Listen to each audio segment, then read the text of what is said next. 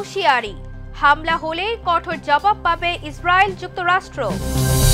Trump ও নেতানিয়াহুর বিরুদ্ধে ইরানের ফতোয়া, ইসলামের শত্রু ট্রাম্প ও নেতানিয়াহু।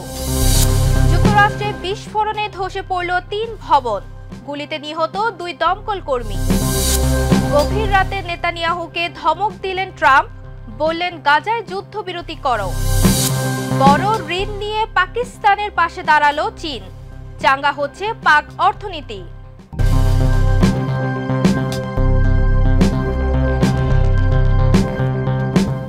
দর্শক, আমন্ত্রণ মাই টিভি আই নিউজে। এতক্ষণ দেখছিলেন শিরোনাম, সাথে আছি আমি নওশাদ তাবাসসুম। কেসারের শেকড় থেকে শিখরে। ইরানের সশস্ত্র বাহিনীর প্রধান মেজর জেনারেল মুসাভি হুঁশিয়ারি দিয়ে বলেন, ইরান যুদ্ধ শুরু করেনি, তবে হামলার জবাব দিয়েছে এবং আবার এমন হলে আরও কঠোর জবাব দেবে। সৌদি প্রতিরক্ষা মন্ত্রীর সঙ্গে ফোন আলাপে তিনি বলেন, ইসরায়েল ও যুক্তরাষ্ট্র আন্তর্জাতিক আইন ভেঙে আগ্রাসন চালিয়েছে, তেহরান প্রতিরোধে প্রস্তুত। বিস্তারিত রিপোর্টে। হামলা হলেই কঠোর জবাব দেয়া হবে বলে হুঁশিয়ারি দিয়েছে ইরান। ইরানের সশস্ত্র বাহিনীর প্রধান মেজর জেনারেল সাইয়েদ আব্দুল রহিম মুসাবি জানিয়েছেন, ইসলামী প্রজাতন্ত্র ইরান কোনো যুদ্ধ করেনি, বরং আগ্রাসনের জবাবে শক্ত প্রতিরোধ করেছে। শত্রুপক্ষ যুদ্ধবিরতির প্রতিশ্রুতি রক্ষা করবে কিনা তা নিয়ে সন্দেহ থাকায় ভবিষ্যতে আরও কঠোর জবাব দেওয়ার প্রস্তুতি নেওয়া হচ্ছে বলে জানানো হয়।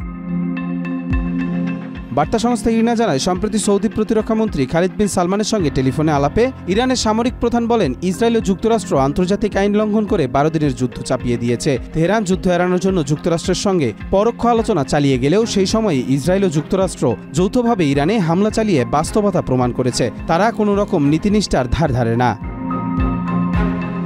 মুসাবি বলেন, ইসলামী বাহিনী সংযম দেখালেও তা দুর্বলতা নয়, বরং কৌশলগত স্থিতি। আমরা আগেও জবাব দিয়েছি, ভবিষ্যতেও হামলা হলে তার জবাব আরও কঠিন ও নির্দয় হবে। কবির Chowdhury Joy, my TV. Donald Trump O Benjamin নেতানিয়াহুর বিরুদ্ধে ফতোয়া জারি করেছেন ইরানের শীর্ষ শিয়া ধর্মীয় নেতা মাকারেম শিরাজি। তিনি তাদের ঈশ্বরের শত্রু আখ্যা দিয়ে মুসলিমদের ঐক্যবদ্ধ প্রতিরোধের আহ্বান জানান। ইসলামী দৃষ্টিতে এদের শাস্তি হতে পারে মৃত্যুদণ্ড বা নির্বাসন। সাম্প্রতিক সংঘর্ষের প্রেক্ষাপটে এই ফতোয়া জারি করা হয়। বিস্তারিত রিপোর্টে। ডোনাল্ড ট্রাম্প ও নেতানিয়াহুর বিরুদ্ধে কঠোর ফতোয়া জারি করেছে ইরানের প্রভাবশালী শিয়া ধর্মীয় নেতা গ্র্যান্ড আয়াতুল্লাহ নাসের মোকাররেম শিরাজি। এনডিটিভির প্রতিবেদনে বলা হয়, 30 জুন এই ফতোয়ায় তিনি দুই নেতাকে সৃষ্টিকর্তার শত্রু আখ্যা দিয়ে মুসলিমদের তাদের বিরুদ্ধে ঐক্যবদ্ধ প্রতিরোধ গড়ে তোলার আহ্বান জানান। তিনি বলেন, ইসলামী নেতৃত্বকে যারা হুমকি দেয় তারা কার্যত ঈশ্বরের বিরুদ্ধেই যুদ্ধ ঘোষণা করে। এ ধরনের ব্যক্তি ইসলামী দৃষ্টিতে মহারেব অর্থাৎ যুদ্ধপিপাসু হিসেবে বিবেচিত হবে, যার শাস্তি হতে পারে মৃত্যুদণ্ড, অঙ্গচ্ছেদ কিংবা নির্বাসন।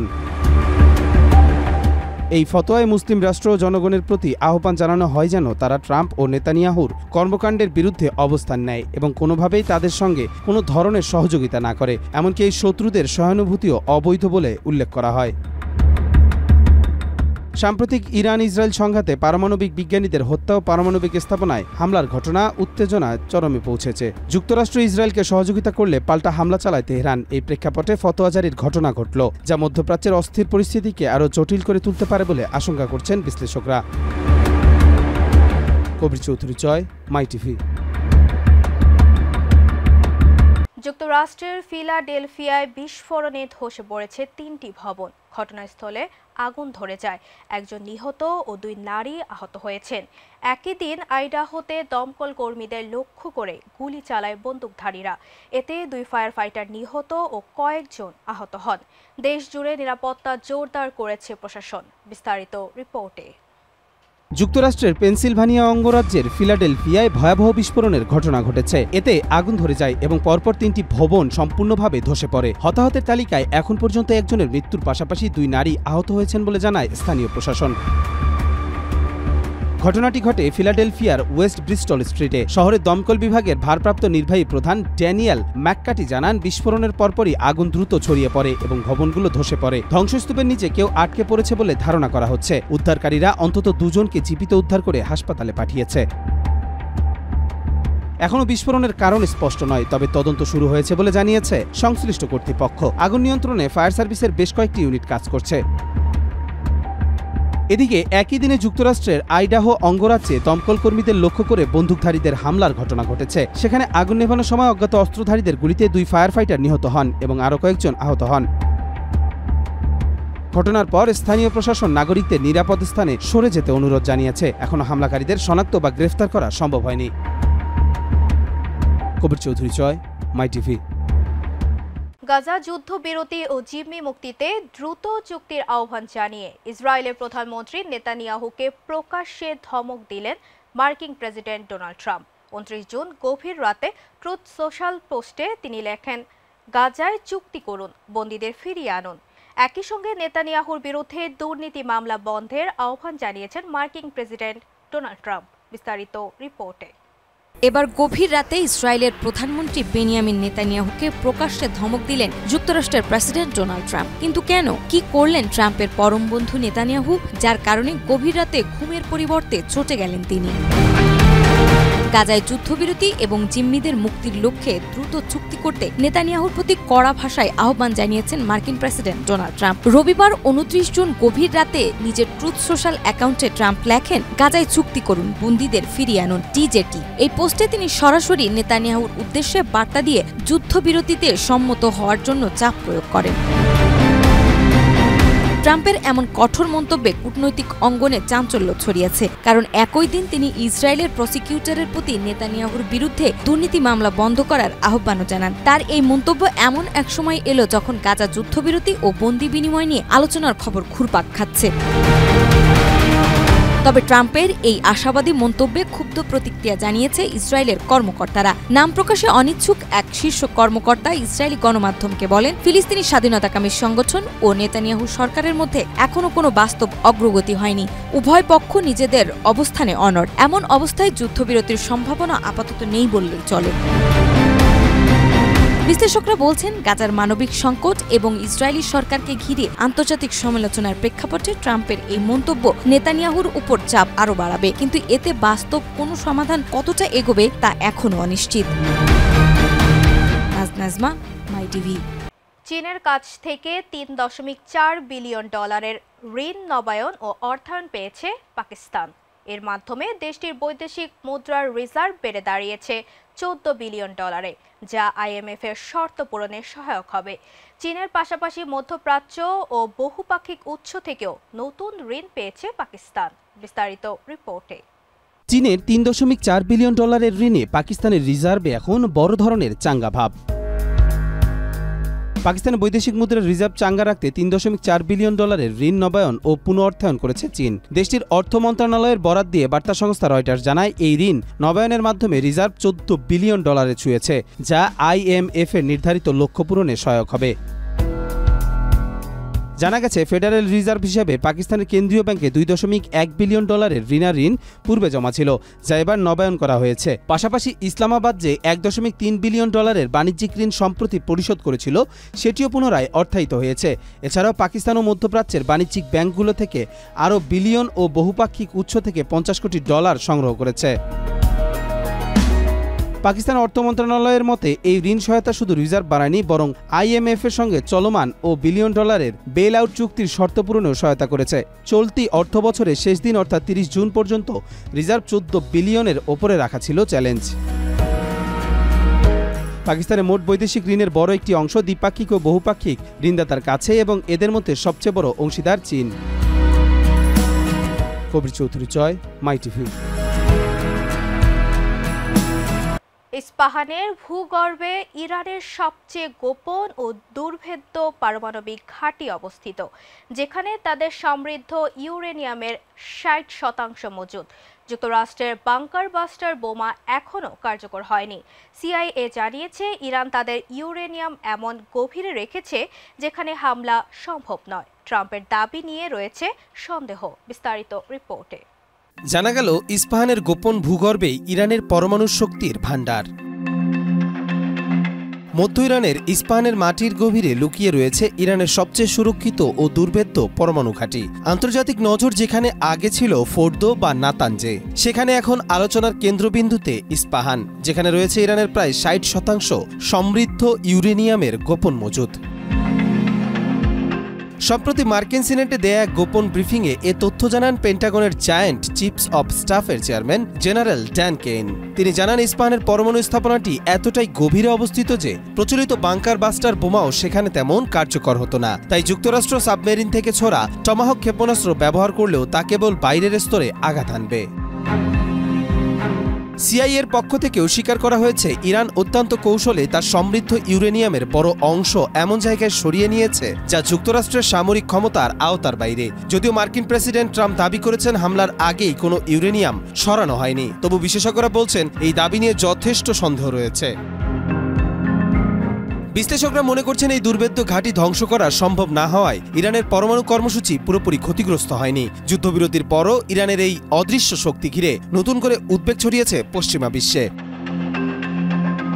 কবির চৌধুরী চয়, মাই টিভি। ইসরায়েলের রাজনীতিতে নতুন ঝড় তুলেছেন সাবেক প্রধানমন্ত্রী নাফতালি বেনেট। তিনি বলেছেন নেতানিয়াহুর এখনই পদত্যাগ করা উচিত। গাজা যুদ্ধ ও অপেশাদার সিদ্ধান্তে নেতানিয়াহুর নেতৃত্ব প্রশ্নবিদ্ধ হচ্ছে বলে দাবি তার। বেনেটের মতে হামাস ধ্বংস নয়, এখন দরকার জিম্মি মুক্তি চুক্তি। বিশ্লেষকরা বলছেন নেতানিয়াহুর জনপ্রিয়তা তলানিতে, যে কোনো সময় হারাতে পারেন ক্ষমতার মসনদ। বিস্তারিত রিপোর্টে। এবার ইসরায়েলের রাজনীতিতে ভয়ঙ্কর এক ঝড় উঠেছে, আর সেই ঝড় কেড়ে নিতে পারে প্রধানমন্ত্রী বেনিয়ামিন নেতানিয়াহুর আসন। দেশটির অভ্যন্তরে নেতানিয়াহুকে কটাক্ষ করছে তারই পূর্বসূরি। তাহলে কি অবশেষে মসনদ হারানোর শেষ ঘণ্টায় বিচরণ করছে নেতানিয়াহু? ইসরায়েলের সাবেক প্রধানমন্ত্রী নাফতালি বেনেট সরাসরি মন্তব্য করেছেন নেতানিয়াহুর এখনই পদত্যাগ করা উচিত। 29 জুন চ্যানেল 12-এ প্রচারিত এক টিভি সাক্ষাৎকারে বেনেট বলেন, নেতানিয়াহু প্রায় 20 বছর ধরে ক্ষমতায় আছেন, এটা স্বাভাবিক নয়। ইসরায়েলের সমাজে বিভক্তির জন্য তিনি অনেকটাই দায়ী। 2023 সালের অক্টোবরে গাজায় যুদ্ধ শুরুর পর নেতানিয়াহুর বিরুদ্ধে জনরোষ বেড়েছে। অপেশাদার রাজনীতির ব্যবস্থাপনা, সিদ্ধান্তহীনতা ও জিম্মি উদ্ধার ইস্যুতে নেতানিয়াহুর নেতৃত্ব প্রশ্নবিদ্ধ হচ্ছে প্রতিনিয়ত। বেনেট মনে করেন এখনই একটি পূর্ণাঙ্গ চুক্তির মাধ্যমে গাজায় জিম্মিদের মুক্ত করা দরকার, আর ফিলিস্তিনি স্বাধীনতাকামী সংগঠন ধ্বংসের মতো কাজ ভবিষ্যৎ সরকারের জন্য তুলে রাখা উচিত। বেনেট বলেন সেনাবাহিনীর পারফরমেন্স চমৎকার হলেও রাজনৈতিক নেতৃত্ব পুরোপুরি ব্যর্থ। তিনি দাবি করেন চলতি মাসেই ইরানের চালানো হামলার ভিত্তি স্থাপন করেছিল তার স্বল্পকালীন সরকার। হামলাটি সঠিক সিদ্ধান্ত ছিল বলেও উল্লেখ করেন তিনি। 2021 সালে বেনেট নেতানিয়াহু বিরোধী জোট গঠন করে তাকে ক্ষমতা থেকে সরালেও মাত্র 1 বছরেই তার সরকার ভেঙে যায়। এরপর ফের ক্ষমতায় আসেন নেতানিয়াহু। উল্লেখ্য, ইসরায়েলের পরবর্তী জাতীয় নির্বাচন নির্ধারিত রয়েছে 2026 সালের শেষ দিকে। তবে বিশ্লেষকরা বলছেন নেতানিয়াহুর জনপ্রিয়তা তলানিতে ঠেকেছে, যে কোনো সময় মসনদ হারাতে পারে সে, আর সে ক্ষমতাচ্যুত হলে আগাম নির্বাচনের সম্ভাবনাও উড়িয়ে দেওয়া যাচ্ছে না। নাজমা, মাই টিভি। যুক্তরাষ্ট্র ইসরায়েলের রক্ষায় থার্ড ক্ষেপণাস্ত্র প্রতিরক্ষা ব্যবস্থায় $810 মিলিয়ন খরচ করেছে। 12 দিন ব্যাপী সংঘাতে 60 থেকে 80টি ইন্টারসেপ্টর ব্যবহার হয়েছে, যা ইরানের হাইপারসোনিক ক্ষেপণাস্ত্র হামলা প্রতিহত করেছে। যুদ্ধবিরতি হয় 24 জুন ট্রাম্পের মধ্যস্থতায়। বিস্তারিত রিপোর্টে। ইসরায়েলকে রক্ষায় যুক্তরাষ্ট্রের হলো বিশাল ক্ষতি। যুক্তরাষ্ট্র ইসরায়েলের সুরক্ষার জন্য $810 মিলিয়ন ব্যয় করেছে, যা মূলত উন্নত ক্ষেপণাস্ত্র প্রতিরক্ষা ব্যবস্থা terminal high altitude area defence THAAD পরিচালনায় খরচ হয়েছে। 12 দিন ব্যাপী সংঘর্ষে থার্ডের 15 থেকে 20% ইন্টারসেপ্টর ব্যবহার করা হয়, যা প্রায় 60 থেকে 80টি ক্ষেপণাস্ত্র আটকাতে সক্ষম হয়েছে। প্রতিটি থার্ড ইন্টারসেপ্টরের উৎক্ষেপণের খরচ প্রায় $12 থেকে $15 মিলিয়ন। ফলে সামগ্রিক ব্যয় ধরা হচ্ছে $810 মিলিয়ন থেকে $1.215 বিলিয়ন মধ্যে। মিলিটারি ওয়াচ ম্যাগাজিন জানায় থার্ড সিস্টেমটি মূলত উত্তর কোরিয়া ও ইরানের দ্রুত বর্ধনশীল ক্ষেপণাস্ত্র সামর্থ্যের বিরুদ্ধে ব্যবহার করা হয়। যুক্তরাষ্ট্র 2024 সালে পুনরায় ইসরায়েলে এই সিস্টেম মজুত করেছে, তবে বছরে মাত্র 50 থেকে 60টি ইন্টারসেপ্টর উৎপাদন হওয়ায় সম্প্রতি ব্যবহারকৃত ইন্টারসেপ্টর পুনরায় সংগ্রহ করতে অনেক সময় লাগবে। 13 জুন থেকে ইসরায়েল ইরানের পারমাণবিক সামরিক ও আবাসিক লক্ষ্যস্থলগুলোতে আক্রমণ শুরু করলে ইরান প্রতিশোধ হিসেবে গাদর, এমাত, খেইবার শেকান ও ফাত্তা 1 হাইপারসোনিক ক্ষেপণাস্ত্র দিয়ে ইসরায়েলের শহরগুলোতে ক্ষেপণাস্ত্র হামলা চালায়। এতে ব্যাপক ক্ষতি হয়। ইরানের Islamic revolutionary guard corps aerospace force 22টি ক্ষেপণাস্ত্র ছুড়ে প্রতিশোধ নেয়। Kabir Chowdhury Joy, my TV. ইরানের বিরুদ্ধে ঐতিহাসিক বিজয় দাবি করেছেন ইসরায়েলের প্রধানমন্ত্রী নেতানিয়াহু। তবে দেশ জুড়ে তার প্রতি আস্থার সংকট বেড়েছে। জিম্মি ইস্যুতে কড়াকড়ি সমালোচনার মুখে তিনি এখন রাজনৈতিক চাপে। জরিপ বলছে নেতানিয়াহুর প্রতি পূর্ণ আস্থা নেই এমন মানুষের সংখ্যা অর্ধেকের বেশি। নির্বাচনের আগাম সম্ভাবনায় বাড়ছে তার উদ্বেগ। বিস্তারিত রিপোর্টে। নেতানিয়াহুকে আর বিশ্বাস করেন না ইসরায়েলিরা।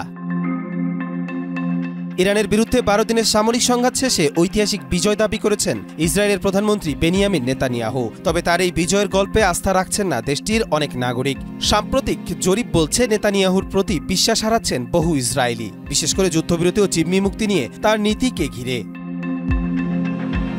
বিবিসির এক প্রতিবেদনে উঠে এসেছে, গাজায় যুদ্ধ থামিয়ে শান্তির পথে যাওয়ার সুযোগ থাকা সত্ত্বেও নেতানিয়াহু সেই উদ্যোগকে অবজ্ঞা করে যুদ্ধ অব্যাহত রাখেন। তার এই সিদ্ধান্ত অনেকেই রাজনৈতিক কৌশলের অংশ হিসেবে দেখছেন। জিম্মিদের পরিবারগুলো বিশেষভাবে ক্ষুব্ধ, যারা মনে করে নেতানিয়াহু তাদের প্রিয়জনদের নিরাপত্তার চেয়ে নিজের ক্ষমতা টিকিয়ে রাখাই গুরুত্বপূর্ণ মনে করছেন।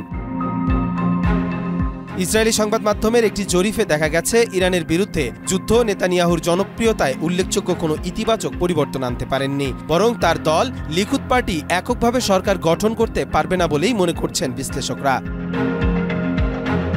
ইসরায়েল ডেমোক্রেসি ইনস্টিটিউটের গবেষণা বলছে, নেতানিয়াহুর প্রতি পূর্ণ বা আংশিক আস্থা রয়েছে 50%-এরও কম নাগরিকদের। বিশ্লেষকরা মনে করছেন যুদ্ধ নয়, বরং আগাম নির্বাচন এখন তার জন্য বড় ঝুঁকি হয়ে উঠতে পারে। কারণ দীর্ঘমেয়াদে মানুষের নেতৃত্বে স্থিরতা ও বিশ্বাসযোগ্যতা খুঁজছে, যা নেতানিয়াহুর ক্ষেত্রে ক্রমেই দুর্লভ হয়ে উঠেছে। কবির চৌধুরী জয়, মাই টিভি।